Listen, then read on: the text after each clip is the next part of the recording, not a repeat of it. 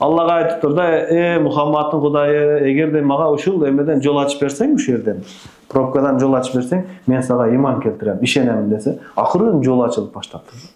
Başlasa boldu jönle koy açılıp kaldı dedi eken.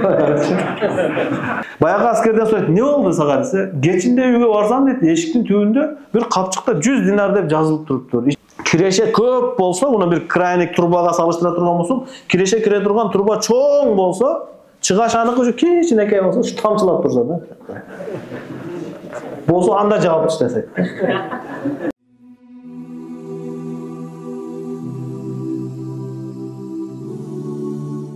Bismillahirrahmanirrahim. Elhamdülillah ve salatu vesselamu ala Rasulillah. Amma ba'd.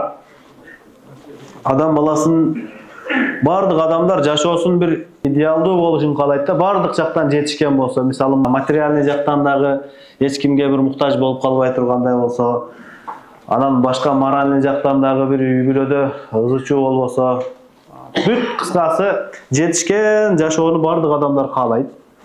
Anan iki jaş eger baş başa turgan bolsa, toy bolsa dagı toyda kaloo tilek aytышат anan. Baktılуу bolsun, şuna jakşı jaşaşsın dep aytıp bul sözдөр aytılат, bирок ошол jakşı жашоонун багытына ança maani berilбейт. Kantsak özü jakşı жашоо келет. Эмне кылсак jakşı жашоо келет. Ошол үчүн jakşı жашоонун келиши үчүn bizge жашообузга зыян берген жаман нерселер кетиш керек биринчи жашоодон. Жашообузда көп нерселер бар. Kelip atkan jakşılıktardın eşigini tosup koya turgan. Oşol günü. Peygamberimiz sallallahu aleyhi ve sellem bir hadiste aytat. İnner racule la yahrumur rizqa bizzambi yusibuhu. Adam kelip atkan rızkıdan jasagan günösün senden kuru kalıp ketken. Allah bere turgan bir siz kalagan jakşılıklar emne ümit kılgansa oşol rızkı berileyin dep keleyin jeteyin dep kalgan kezde adam kanday bir günö jasap koysa oşol kele turgan rızkıdan anın berekesinden kuru kalıp ketken. Oşol üçün biz bileriz, orup kalsak, jana bir günah kılsam gerek, oşo günah sebebinен orutam degen düşünük adamga tezirek, jеңилирээк kelet da, bирок adam bilbeyt de günösünün sebebinен kança jakşılıklardan kuru kalıp ketkenini. Oşol üçün bizdin жашоо jakşırıp ketişi üçün birinci adam özü günödön saktanış gerek, günölörden arılış gerek, buga çeyin bolgon günölörden toba kılış gerek. Anan ekinci nerse bundan keyin günödön saktanуунун жолун үйрөнүшүбüz керек. Kantsak günödön saktanıp kalabız. Ne kılsak günödön alысташ mümkünçülüğü ошондой bir sıfat payda bolot bizde. Buga kızıgуу payda bolot керек. Kantip. Günödön alыс boluş üçün adam balasına Allah Taala özü bir Kur'an-ı Kerimde багыт үйrötkөн bir amal үйrötkön. Oşol amalды atkargandar günögө bolgon bir jirkeniş payda bolot жүрөгүнөн, alыстоо payda bolot. Al turalı Allah Taala Ankabut suresinin 45. ayetinde ayet Euzu billahi mineşşeytanirracim. İnnas salate tenha anil fahşai vel munkar. Çındığında namaz uyat işlerden jana günöөлөрдөн adamdı tıyat deydi. Demek namaz bul adamdı günөө işten tıyat. Hiç bolbodu degende namazı başlap Allahu Ekber degenden keyin salam bergenge çeyin bolsa da günөөdөн tıyat da. Hiç en azı uşunçalık. Kebir adamlar bunu teskerisinden düşün olap dağı namaz okubaysızbı deseng emi men kara kişine жалган aytıp koyum Allah keçirsin biraz sөгünüp koyum anan uşularda toktatup olayın anan namaz okuyum da anan namazды başlap alsam namaz okubam sөгünösüңbü dese ne deyim deyip de teskerisinden düşünüp algan da yok birinci namaz okumuş anan oşol sөгүнүчтөр anan oşol jamanlıklar, жалгандар бардыгы өзү акырында да жоголот da. Ana men bardыгын оңдоп алайын, ахлагымды оңдоюн, жаман адаммын, жакшы адам болуп алайын, анан намаз баштайм дегени ал өлүгүчө намаз окуйм дегени да, болчу. Эмне үчүн? Ол өлгөнгө чейин бул нерселерден кутулуунун жолу бир эле жол. Намаз баштайсыз, Аллах Таала ошолорго болгон жиркениш, жек көрүүнү анан жүрөгүңүзгө салат да. Ошого Аллах Таала Кур'ан-ы Керимде бизге ачык күнөөнүн зыянынан сактануунун жолун үйрөнүп атат. Себеби күнөө иштер адамды дүйнө акыретте кыйынчылыкка салат. Ал эми намаз күнөө жана жаман иштерден сактап, дүйнө акыреттин бакытсыздыгынан адамды куткарып калат да. Бир адамдын күнөөсү өзүнүн башын жейт, ошону менен биргеликте башкаларга да таасир эте турган күнөөлөр бар да. Мисалы жамгырдын жаабай калгандыгы өз мезгилинде. Özüңүzдөр угуп атасыздар, көрүп атасыздар, суунун өз көлөмүнүн көбөйүп кетип же жамгырдын да адамдардын пайдасына эмес, балким зыян таба турган деңгээлде көбүрөөк жаап кетиши. Булардын бардыгында адамдын күнөөсү бар да. Же бир жерлерди сел каптап кетиши, суу каптап кетиши. Адам баласы эгер мына көз жаштан суу агызып, ыйлап, күнөөлөрүнө тобо кылбаса, ошо тобо кылбаган күнөөкөрлөрдү Аллах Таала өзү суу жөнөтүп агызып жууп таштайт да. Ошол үчүн күнөөнүн себебинен, бир эле күнөөнүн себебинен, ошого күнөөдөн алыс болуш үчүн не кылышыбыз керек? Намаз. Ошол үчүн даватта билесиздер 6 сыфат бар, 6 сыфатында экинчи сыфаты намаз. Хушу хузу менен окулган намаз. Эмне үчүн? Адамдарды күнөөдөн тосуп, жакшылыкка буруп коюш үчүн аларга намаз үйрөтүп коюш керек. Ошого намаздын пайдасын төрттүк аятта Аллах Таала Анкабут сүрөсүндө айткан, намаздын эң чоң пайдаларынан бириси таасири ушул адамга калтыра турган өзгөчө таасири адамды күнөө иштерден тыят. Күнөөгө болгон ичиңизден бир жиркенич пайда болот намаздын себебинен. Андан кийинки намаздын пайдаларынан бириси Аллах Таала Бакара сүрөсүнүн 45-аятында айтат: "Вастаину бис-сабри вас-салат". Силер Аллах Тааладан сабырдуулук жана намаз аркылуу жардам алгыла дейт. Ар бир адамга жардам керек, ошол жардам келүүчү эки жолду Аллах Таала бизге ачык баяндап койду. Биринчи жол адам сабырдуу болуш керек. Экинчи нерсе болсо Аллах Тааладан намаз аркылуу намаз окуп жардам сурайбыз. Пайгамбарыбыз саллаллаху алейхи вассалам тууралуу Хузайфа радыйаллаху анхунун риваяты бар. Пайгамбарыбызга кандай бир кыйынчылык келгенде дароо намазга кайрылат эле. Биз кыйынчылык келсе намазга кайрылбайбыз өзү. Намаз окуу эске келбейт да. Анан эске келгендер дагы намаз окуса дагы Аллахтын жардамы келгенин байкай бербейт да. Эмне үчүн? Себеби бизде мындай деген түшүнүк бар. Окубайт, окуса деле аз намаз окуйн, андан кийин баланчага кайрылып көрөм дагы, тиге кайрылам деген бир пландардын негизинде анан кийин окуйт да. Ошого намазга берилген убада берилбей калат да. Ошол жардам келбей калат. Ошол үчүн мурда адамдар, данышмандардан бириси айтат, улуу алымдардан, мурда адамдар Аллах деп намаз окуп, ибадат кылып маселесин чечет эле дейт. Азыр адамдар Аллах дебей эле, бу жерде Аллах сөзүнөн эки тамга түшүп калды. Биринчиси Л тамгасы, экинчиси Х тамгасы. Алло деп калды. Алло. Алло дейт. Баланчага салат, буга чалат, тиге чалат, албайт да алар дагычы. Алат, алса дагы аябай хикмат менен жооп берип коет. Досум, ушунча мен карз берип турбайсыңбы, акча керек эле десе, аябай хикматтуу болуп кеткенбиз, айтат: "Дос, бир аз эртерээк чалып алып турсуң да, ушу иштетип берип турмун" да дейт да. Аны уккан аябай мун берейин деген экен эле, ушу эртерээк чалсам болмок экен деп ишенип калып кете беребиз бизчи. Ал деген бербеймдин башкача вариант. Котормосу бербейм деген болот да. Ошол үчүн пендеден сурасаң ушундай болот экен да. Пендеден сурасаң алыстай бересиң, Аллахтан сурасаң жакындайсың. Пайгамбарыбыз хадисте айтат: "Кайсыл пенде Алладан сурабаса, дуа кылбаса, ошонун эң жаман көргөнү ошол адам болот" дейт. Сурасак маселе бүтөт, ошол суроонун жолу намаз аркылуу. Намаз окубасаң, маселени чечүүчү затка кайрылбасаң, андан кийин кантип маселе чечилет да? Өзүбүз чечебиз деп аябай биз киришип алабыз дагы, анан кыйналып калгандан кийин, айланып болбой калгандан кийин анан чечүүчү Аллах экендигин билип, мисалы ооруп калабыз, не болсо дагы акыры барып молдакеге барабыз да. Молдаке дем салып коебуз, же мешитке барып калабыз, даватка чыгып калабыз анан кийин. Ошол үчүн биринчи ушул жерден эле баштап, ушунча айланып келиш шарттуу. Эки рекет намаз окуп эле баштап алалы. Намаздын пайдасы. Андан кийинки намаздын пайдасын Аллах Таала айтат. Маарис сүрөсүнүн 35-аятында Аллах Таала айтат: "Валлазина хум ала салатихим юхафизун, улаика фи жаннатин мукрамун." Жана намаздарына бекем болгондор, мына ошолор бейиште сый-урмат көрүшөт. Намаз окугандар анан бейиште сый-урмат көрөт. Пайгамбарыбыз бир хадисте айтат: "Пенде кыямат күнү биринчи сурака алынат намазы тууралуу. Намаз тууралуу сурака алат. Эгерде намаз болсо, анан ошону толук окудубу, толук окубадыбы сурак болот да. А жок болсочу, анда эмне болот? Бейиштин ачыкчы жок да. Ошол үчүн намаздын пайдасын Аллах Таала Куранда айтып атат: "Бейиштеги адамдар сыйланууну, Аллахтын сыйын көргүсү келсе, анда намаз окуш керек. Намаз окугандан кийин гана бул нерсе." Хадистерге келсек, Пайгамбарыбыз саллаллаху алейхи вассалам намаздын пайдалары тууралуу айткан бир хадисин Абу Зар радыйаллаху анху окуянын башынан аягына чейин баяндап айтат. Пайгамбарыбыз Күз mezgilinde дарактардын жалбырагы төгүлүп турган кезде, төгүлүп баштаган кезде сыртка чыгып, бир дарактын бутагын кармап, аны силкип кыймылдатканда жанагы жалбырактар төгүлүп баштады дейт. Пайгамбарыбыз айтты: "Эй Абузар, сен ушул ишти эмнеге кылганыңды билесиңби?" дейт. Алса айтты: "Жок, Аллахтын элчиси." Пайгамбарыбыз саллаллаху алейхи вассалам айтты: "Пенде, мусулман пенде, эгер Аллах ыраазылыгын көздөп намаз окуй турган болсо, ушул бутактан жалбырактар күйүлүп түшкөндө анын күнөөлөрү күйүлүп түшүп калат" дейт.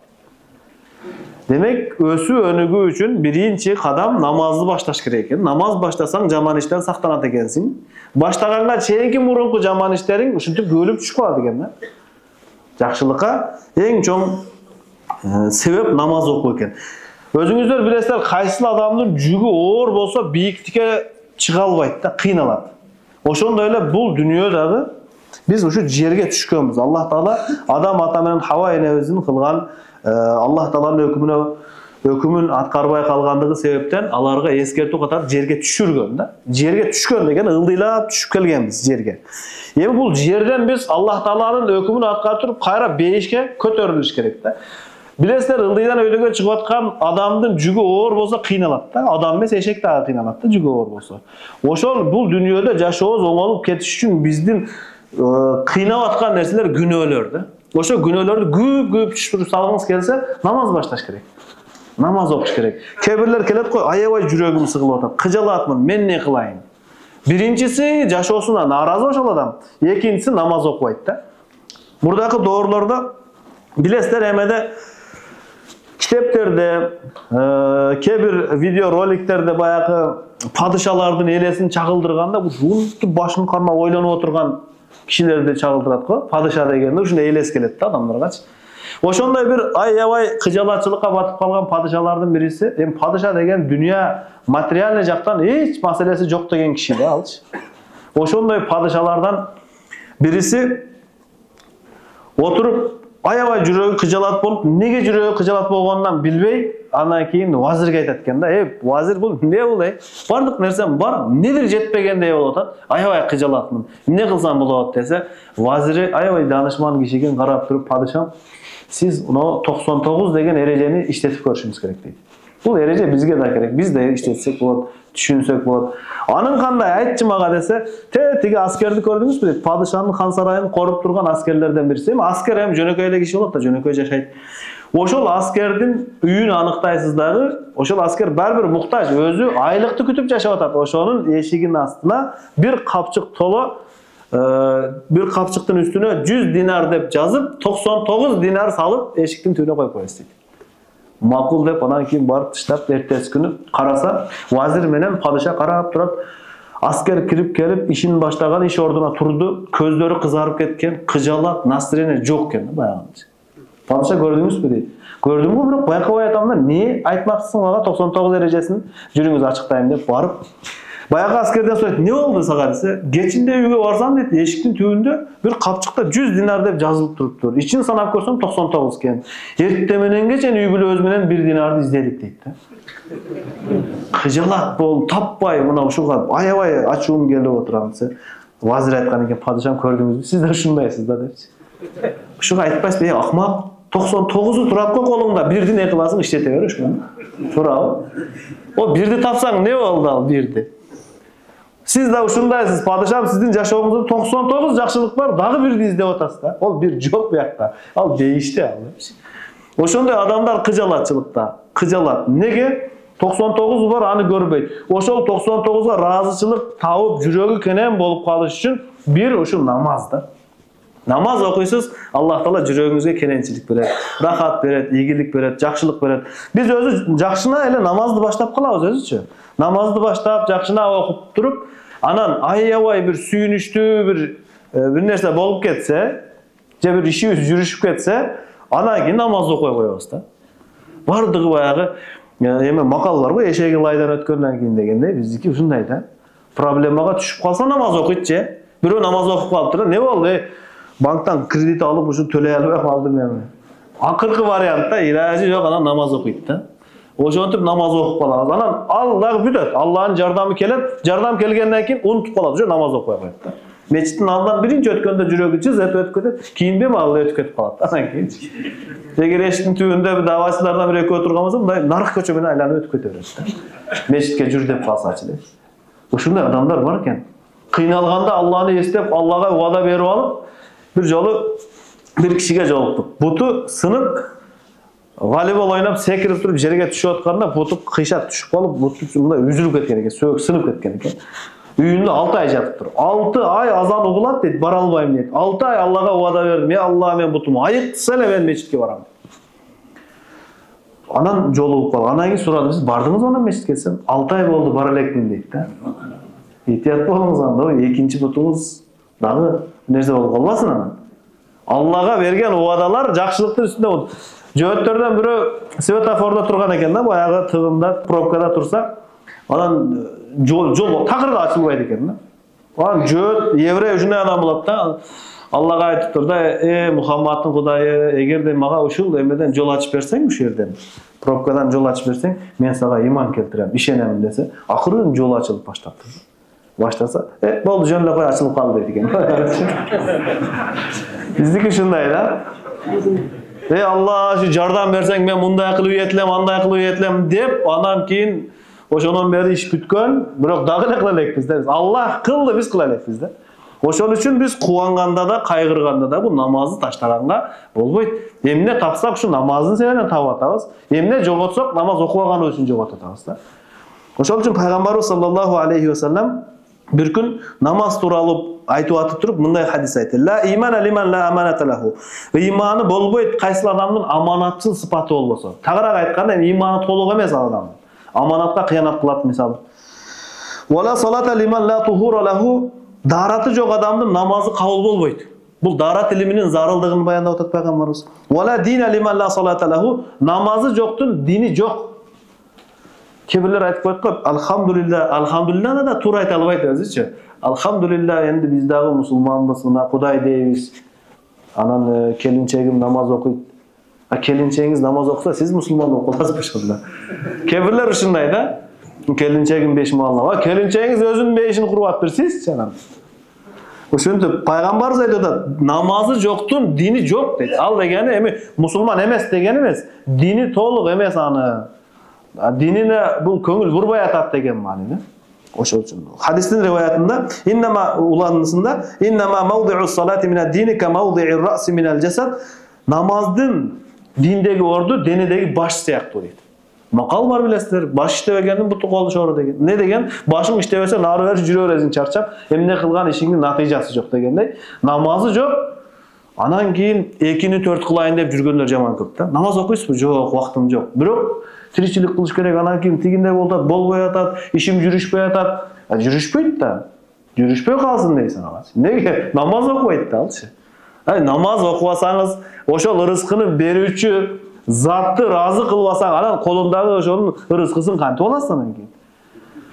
Bayağı bir kazıra bir skladtın içinde produktalar bolsa, barıp oşol жердин emesinden koroğulundan, oşol жердин ahranasından külüçtü alıp eşikti açpasan, jön ele eşikti julmalasan, tartkılasan, alıp kolunu kayırıp alıp ketişet arakaçı. Oşonda ele nerse de rızkıdagı berekeni surap Allah'tan surap albasan, al pende saga bere albaydı. Bunu töğün menen жерди kazıp işleseň dagı Allah berbese ala albaysın da. Oşol üçün namazın zarıldığın Peygamberimiz aytadi. Namazın dindegi ordu denedegi baş siyaktı o. Bilesizler dünyada bar adamlar kolu jok boluşu mümkün, butu jok boluşu mümkün, kayсы bir kırsık balayan sebebinен balkim bir kulagı jok boluşu mümkün. Birok başı joktu görelek bizde. Başı joktur, hiç kim jok andayçı. Namazı jok bolup turup musulmanmın dep jürgönler bar. Alhamdulillah. Allah Taala namaz okuşka mümkünçülük bersin şolarga da. Andan keyinki hadiste Abdullah bin Umar radıyallahu anh aytadi, Peygamberimiz sallallahu aleyhi ve sellem aytdı, "Annahu zekara salate yawman." Sahabalar özü namazga ötö maany berişetile. Alarda uşunday adat ele de. Sahabalarda namaz maалы bolsa, namazda biröөнü körбөй kalsa, balança je dünyadan ötüp ketken, je үйүндө жок окшойт, şoga meçitke kelbey kaldı okşoyt dep aytat eledi alар. Balanca dünyadan ötüp ketken je bolsa үйүндө жok okşoyt, saparga ketken okşoyt dedi. Alarda uşunday жалпы түрдө namazga bekemele de. Ошондой болсо да пайгамбарыбыз таргып берет. Ал бизде кандай? Биз тойда ушундай дейбиз да. Тойда фаланча көрмөдү. О, үйүндө жок окшойт же дүйнөдөн өтүп кеткен да депчи. Тойда эстеп калабыз. Ошого сахабалардын сыпаты намазга аябай маани берсе дагы пайгамбарыбыз намаз тууралуу сахабаларга айтып атат да. Ал деген бизге угузуп атат. Хадисте пайгамбарыбыз "Ман хафаза алейха канат лаху нуран ва бурханан ва najatan yawmal qiyamati. ومن لم يحافظ عليها لم يكن له نور ولا برهان ولا نجاة وكان يوم القيامة مع فرعون وهامان وأبي بن خلف." Пайгамбарыбыз айтат, ким 5 убакыт намазга бекем болсо, намаз ага кыямат күнү нур, күбө жана кутулууга себеп болот. Ал эми ким ага бекем болбосо, ага нур дагы, күбө дагы жана кутулууга дагы себеп болбойт. Ал кыямат күнү Фираун, Хаман жана Убай ибн Халаф деген кафырлар менен Алланын лаанат каргышына калгандар менен бирге тирилет дейт. Мына Фираун не кылган билесиздер? Мен Кудаймын деп чыккан да. Андан кийинки Хаман ошонун эле вазири болгон, жардамчысы болгон. Ошонун пикирлеши болгон. Убай ибн Халаф деген пайгамбарды өлтүрөм деп чыккан киши болгон. Эми намаз окубаганы үчүн адам кыямат күнү ушулар менен тирилип калат экен да. Мындайча айтканда, намаз окубаган, мисалы, азыр мына жерге bir стол коюп койсо, ошол мага окшогон дагы bir сабак берүүчү келип отурат да, бuyакачы. Сабак угуучу буяка келип отурбайт да.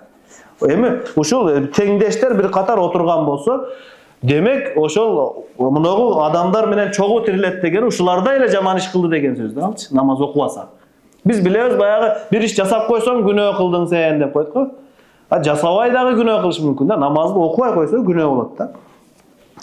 Кыямат күнү абдан катуу кыйынчылык болуп, элдин баары кыжалатка батып, жада калса атасы баласынан, апасы кызынан качкан учурда намаз аны окуган адам үчүн нур, күбө жана кутулууга себеп болот. Кыямат күнү ушундай адамдар, пайгамбарлар нафси мен өзүм не болот экенмин деп ойлонуп калган күнү, адам эми кантип ата-энесин ойлоп калат да. Ата апасынан, атасы баласынан, апасы кызынан качып, бири-биринен ушу сооп сурабаса экен деген bir оор күндө сизге жардамчы болуп, нур болуп, далил болуп, күн ысыкта көлөкө болуп, жаныңызда тура турган намаз болот да. Намазы өтө көп дүйнө акыретте жакшылык пайдалары бар, рызкыдагы береке намаз аркылуу келет. Намазы жок болсо, канча тапса дагы рызкысында береке болбойт. Бизде рызкыда береке десе ар ким ар кандай түшүнөт, көп болсо депчи. Көптүн аты береке эмес. Bir adam az эле айлык алат, бирок көпкө жетет да аныкычы. Ашып калат. Çoğultup da koyat alçı. Bir adam köp aylık alat, eşitligiga жетпейт да. Ушундай да, мына канча көп киреше болсо, ушуну түшүнүп алыш керек. Ошого жараша чыгаша да болот да. Биздин оюбуз да ушундай да. Баягы киреше көп болсо, муну бир крайник трубага салыштыра турган болсок, киреше кире турган труба чоң болсо, чыгашаныкы ушу кичинекей болсо, ушу тамчылап турса да. Болсо анда жабып таштайт. Андай болбойт да, жарылып кетет анда бочканы да. Мыякта канча неме размердеги труба менен суу келсе, ошончо чыгыш керек мындайгачы. Озон ашып кетет аны. Ошого эч кыжалат болбош керек. Бирок аз акча таап атабы айлык, ал аз расход кылып атыптыр да, пайдасы ушу да. Аз айлыкка иштегендин не пайдасы бар деп бирөө сурайт да. Аз айлыкка иштегендин пайдасы аз расход болот да. Көп айлыкка иштегенси көп расход болот да. Ошол үчүн мына рызкыбызда берекелүү болуп, азыбыз да көпкө жетип, аз акчабыз көп максатыбызды бүтүрүп бериш үчүн анда намаз окуш керек. Намаз окумайын рызкыга береке келбейт.